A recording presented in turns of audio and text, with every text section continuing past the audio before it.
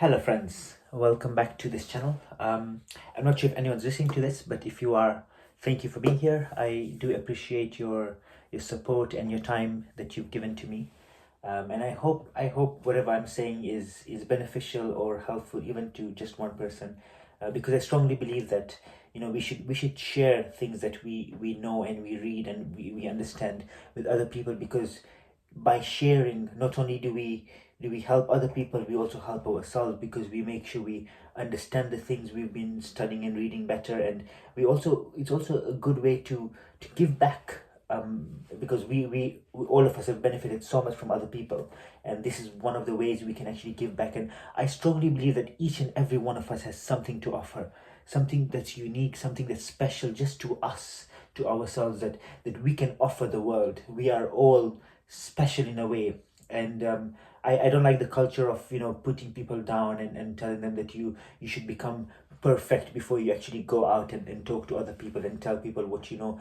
Everyone has something to share, and everyone can learn from each other. So hopefully this channel is a way to impart that from my perspective and from myself, whatever I've benefited from, and whatever I've learned. So yeah, I hope it's beneficial. And if you're here, thank you very much for being here, and I appreciate your support. And yeah, thank you.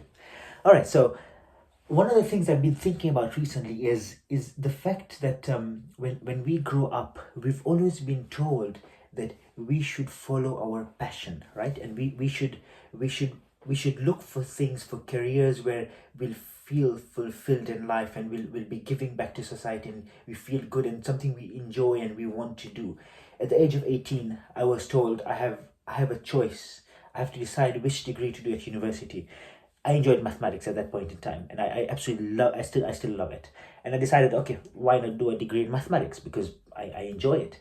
But that doesn't mean I was good at it. I mean, I was okay. I wasn't bad, but there's no guarantee that the fact that I enjoyed something, I was actually good at it. And when I look at it back from my school, from my high school days all the way to university, to my first job, to my current jobs, I've gone through lots of iterations, to be where I am today. I'm an accountant by profession, a finance manager. I like what I do. I enjoy what I do. But if you speak to any accountant, they'll tell you that they don't really love their job. Like, they don't wake up on a Monday morning thinking, oh my God, I love what I'm doing. I can't wait to get into the office and crunch those numbers and all of that stuff.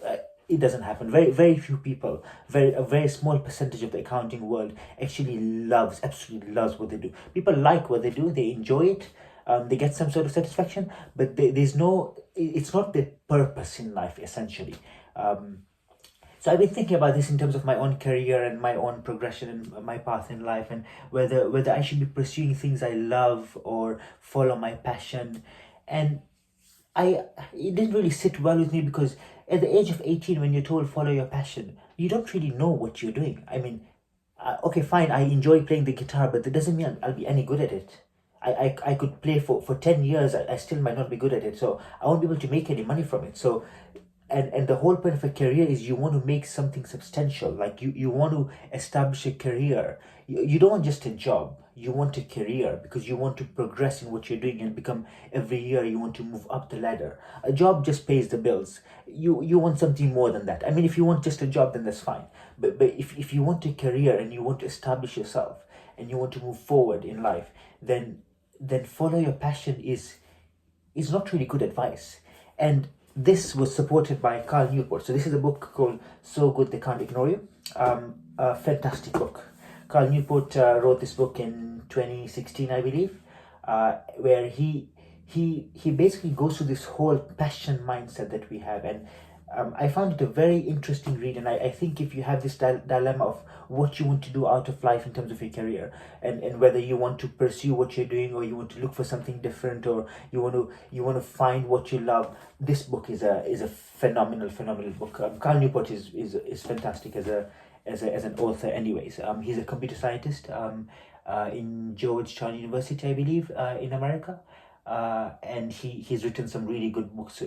His latest book is called Slow Productivity, where he's asking his readers to just slow down, just chill out, slow down, like take one project at a time, do it to completion, do it to perfection, rather than taking too many things and then you don't do all of them perfectly. And I mean, it's not good advice to have to spread yourself so thin that you don't give focus to each of those things. So anyways, returning back to this book, So Good They Can't Ignore You, Carl Newport has 4 rules in this book.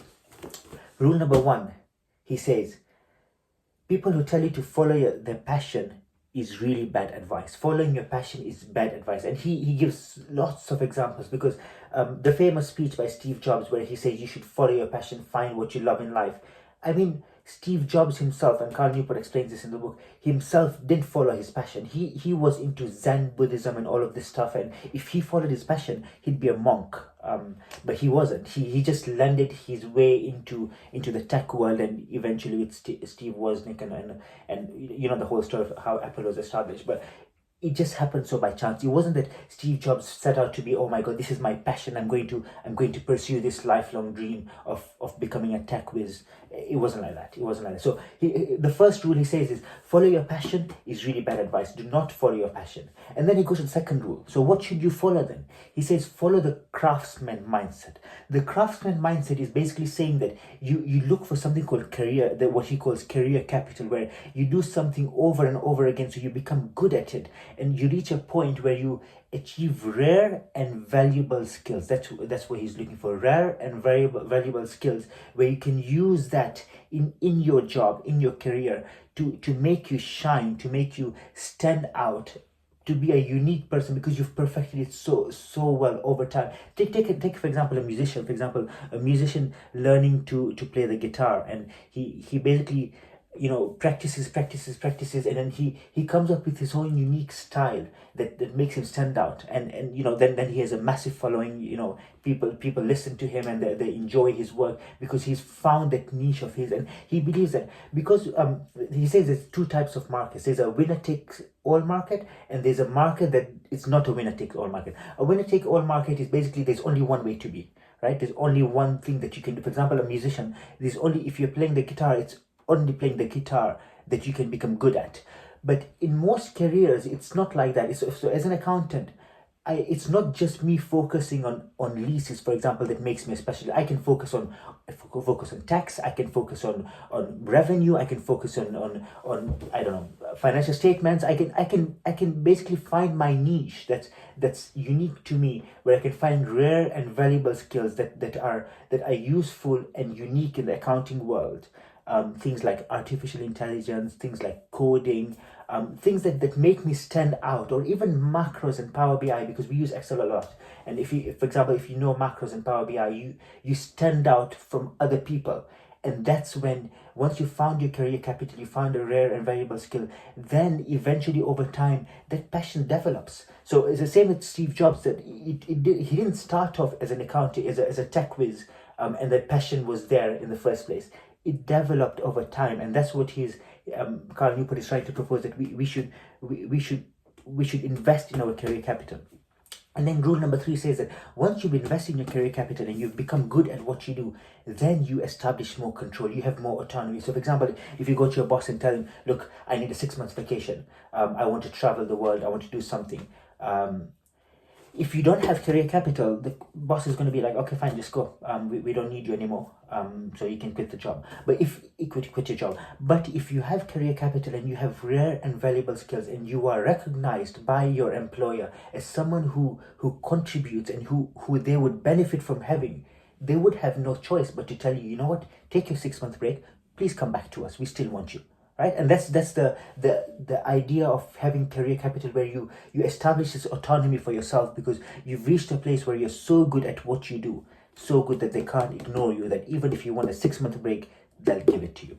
And that's fantastic. I mean, that's a very good way of looking. And then the 4th rule is interesting one. 4th rule is an interesting one, where he says, once you've established, so you don't follow your passion, you find your craftsman mindset, you found a rare and valuable skill, you've established your career capital, which gives you a lot of control and autonomy in the way you direct things, and you can improve and implement things in your workplace and in your career.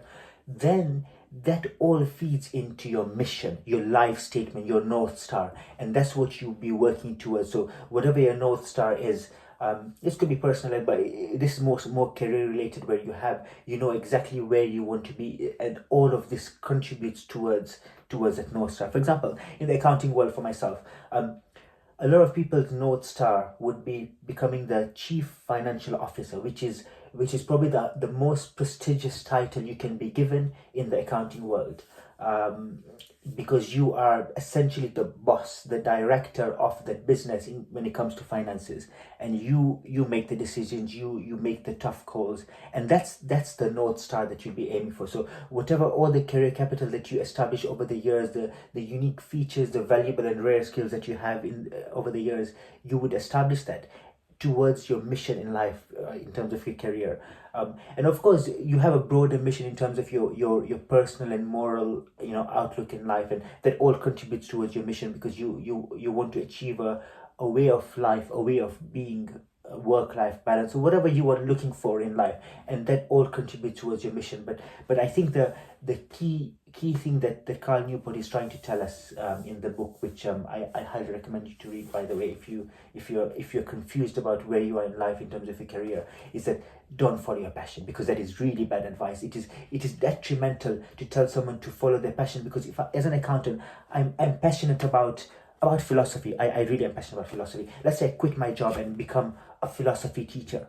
I wouldn't make any money. I'm going to be on the streets, because no one's going to pay me to teach philosophy. But if people tell you follow your passion, they'd be giving me bad advice, because I'd quit my job and follow my passion.